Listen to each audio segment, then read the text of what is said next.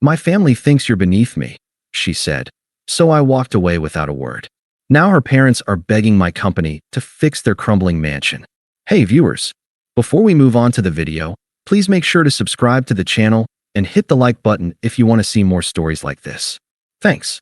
Hey Reddit, this is a long one, but it's been cathartic to write. I'm 32 now, and this all started back in early 2023.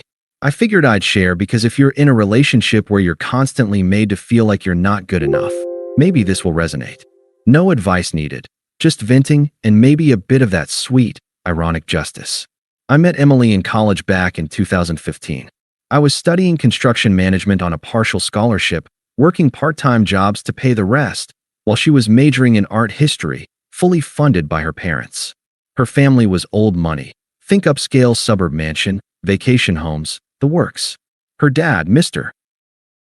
Harrington, was some big-shot investor in real estate developments, and her mom was involved in charity boards that seemed more about social status than actual helping. Me? I came from a blue-collar family. My dad was a carpenter, mom a teacher. I learned the trade young, fixing up our modest house on weekends. From the start, I was all in.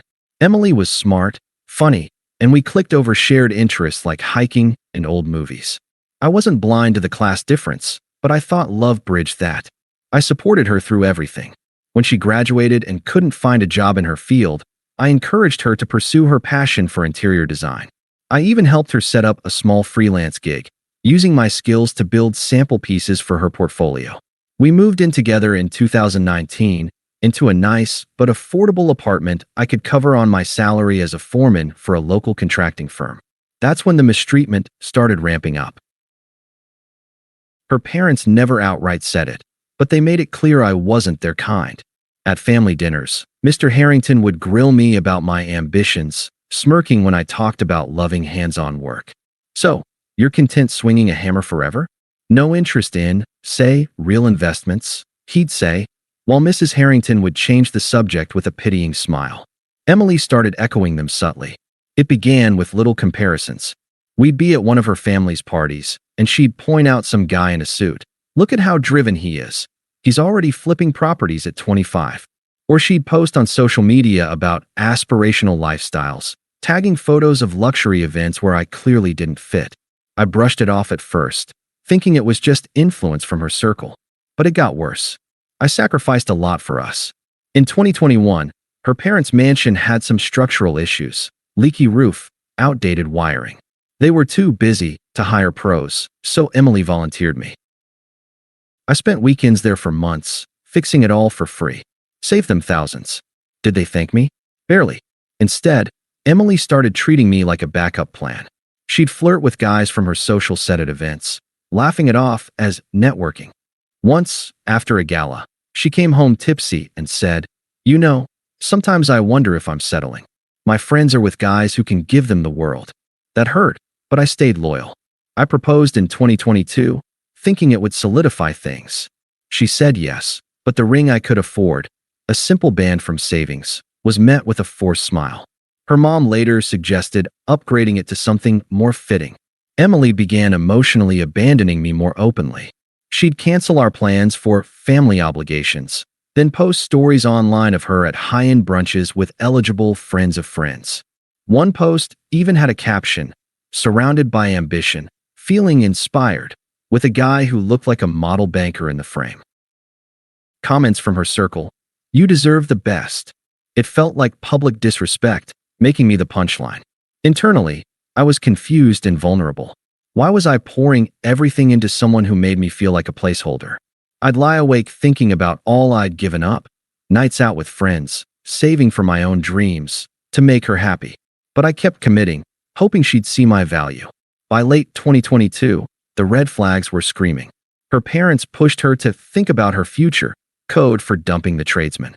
She started manipulating situations, like inviting me to events just to highlight the gap. At one holiday party, she left me alone while schmoozing with better prospects, later saying, "You seemed out of place anyway." It built to this infuriating point where I felt like a prop in her life, loyal, but constantly discarded emotionally. I wasn't cheating material. I was the safe, reliable guy she could compare unfavorably to others. Looking back, it was betrayal wrapped in class snobbery. It all came to a head in February 2023 during a family dinner at their mansion. I'd just finished a big job at work, exhausted but proud. Emily had been distant for weeks, texting more, coming home late. I suspected something, maybe not physical cheating, but emotional investment elsewhere. That night, her parents were hosting a casual gathering with some of their investor friends. I showed up in my best shirt, trying to fit in. We were in the grand dining room, crystal chandeliers and all. Midway through, Emily pulled me aside to the study. Her face was cold, smug even. No tears, just this dismissive air like she was firing an employee. "Alex, we need to talk," she started, crossing her arms. "This isn't working anymore." I stayed calm, though my gut twisted. "What's going on, Emily?" She sighed dramatically, like I was dense. "Look, my family thinks you're beneath me. And honestly, I've started to agree. You're a great guy, but you're working class. You fix things for a living. I need someone who can elevate me, match our lifestyle. Someone with real ambition, not just stability." I blinked, processing the cruelty. "Beneath you? After everything I've done? I supported you through school, built your portfolio, fixed this very house for free." She rolled her eyes, that smug twist to her lips. "That's exactly it. You're always the helper, the fixer. But I deserve more. My parents introduced me to someone, a developer, actually. He's got vision, connections. We're not cheating or anything, but talking to him made me realize I've outgrown this. You were comfortable, Alex, but comfort isn't enough. I need excitement, status. This is for the best. You'll find someone on your level, someone who appreciates simplicity." Her logic was twisted, hypocritical. She'd benefited from my simplicity for years, using my skills while mocking them. "So, all those times you said you loved me for who I am? That was a lie." "Not a lie," she snapped, voice rising with entitlement. "People change. I changed. And frankly, my parents are right. You don't fit our world. Imagine our kids growing up without the advantages? No, I can't do that. Here's your ring back." She slid it off like it was nothing, handing it over with a pitying look. "Don't make this dramatic. Just go quietly." The dismissal stung, the way she framed it as my inadequacy, justifying her betrayal. Her parents hovered nearby, clearly in on it. Mr. Harrington poked his head in. "Everything all right?" "Alex, son, sometimes these things don't work out. No hard feelings." But his tone was condescending, like I was a stray they'd tolerated. I didn't beg or yell. The unfairness burned, but I nodded. "If that's how you feel, Emily, then we're done." I pocketed the ring and walked out, past the guests who whispered. She didn't even follow. Later that night, she posted a story, "New chapter, feeling free," with a glass of champagne. Public humiliation on top of it all. I didn't confront her. No angry texts, no showing up at her door. I just detached.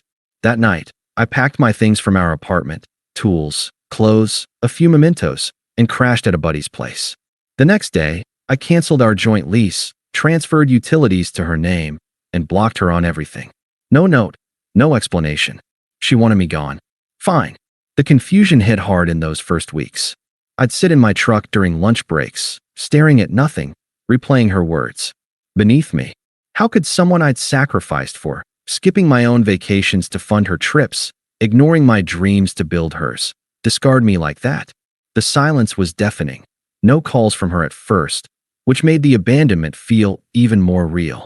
I felt vulnerable, questioning my worth. Was I really just a fixer, unworthy of more? But I didn't wallow long. Pain like that either breaks you or rebuilds you. I chose the latter.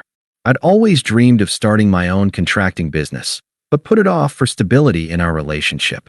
Now, with nothing holding me back, I dove in. First, I got licensed, took the state exams for general contracting, which I'd prepped for years ago. Cost a bit, but I used savings from the ring refund. I started small, rented a cheap office space in town, built a simple website emphasizing quality craftsmanship. I networked at local trade shows, leveraged my old firm's contacts for referrals. Tips from online forums helped. Focus on niche markets like historic home renovations, where my skills shone. I invested in SEO, so searches for a reliable contractor near me popped my name. First job was a kitchen remodel for a neighbor, did it flawlessly, got rave reviews. Months blurred into quiet growth. I hired a couple apprentices, bought better tools.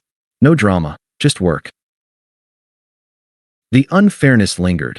I'd think about how her family used me, then channel it into bids. By mid-2024, my business, Apex Contracting, was thriving. We landed bigger projects, custom builds, eco-friendly upgrades. Revenue hit six figures. I relocated to a better apartment, started hiking again, reconnected with friends I'd neglected.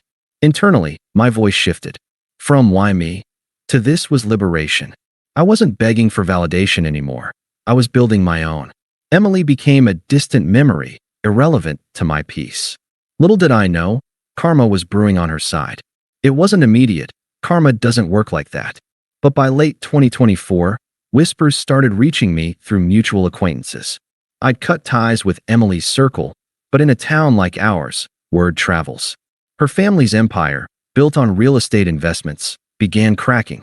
Mr. Harrington had poured millions into high-end developments, mostly commercial properties and vacation homes in overheated markets like Florida. From what I gathered, they'd over-leveraged during the post-pandemic boom, betting on endless growth. But with interest rates spiking in 2024, staying high into 2025 due to economic pressures, it all crumbled. Projects stalled. Tenants bailed amid remote work trends, leaving empty office spaces. One big deal, a luxury condo flip in Miami, tanked when the market corrected. Home prices in Florida dropped as inventory surged, and their loans came due without the cash flow to cover. Lawsuits followed from partners, and suddenly, the Harringtons were selling assets to stay afloat. The mansion, once pristine, fell into disrepair, roof issues again, foundation cracks from neglected maintenance. They couldn't afford top contractors anymore. Emily, she jumped straight into that elevated life she craved. Right after our breakup, she started dating the developer her parents introduced. Call him Jake. He was everything she justified. Flashy car, connections, promises of status. But he was fake, a hustler riding the boom. When the downturn hit, his own ventures imploded. He turned unstable, yelling at her over money stresses, using her as a scapegoat for his failures. Mutual friends told me he dumped her cruelly in early 2025, saying she was dead weight, now that her family's influence dried up. Just like she discarded me. She began unraveling fast. Isolated from her old crowd, those ambitious friends ghosted when the invitation stopped. Her freelance design work fizzled. Without her parents' network, clients vanished. She posted less on social media, but when she did, it was vague cries like "tough times build character" or cryptic stories about learning from mistakes.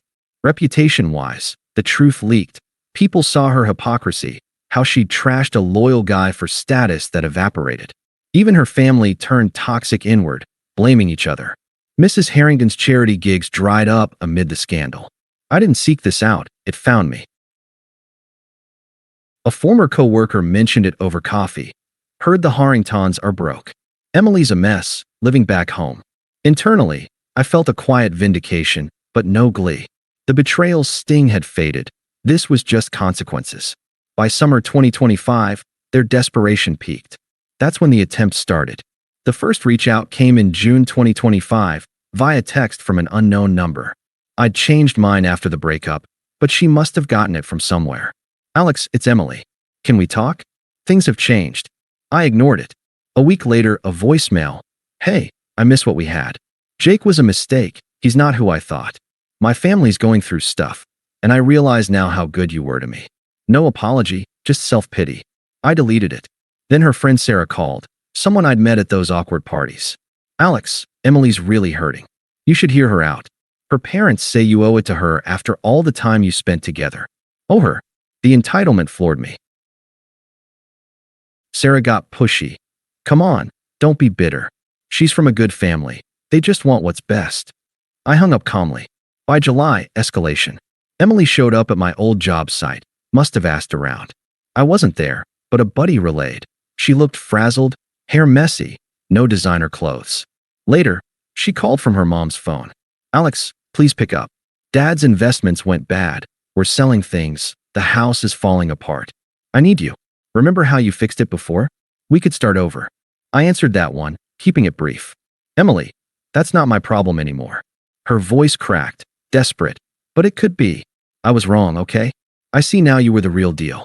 Jake used me, cheated with some investor's daughter when things got tough. I'm alone, Alex. My friends ditched me, family's fighting nonstop. Come back. I'll make it right.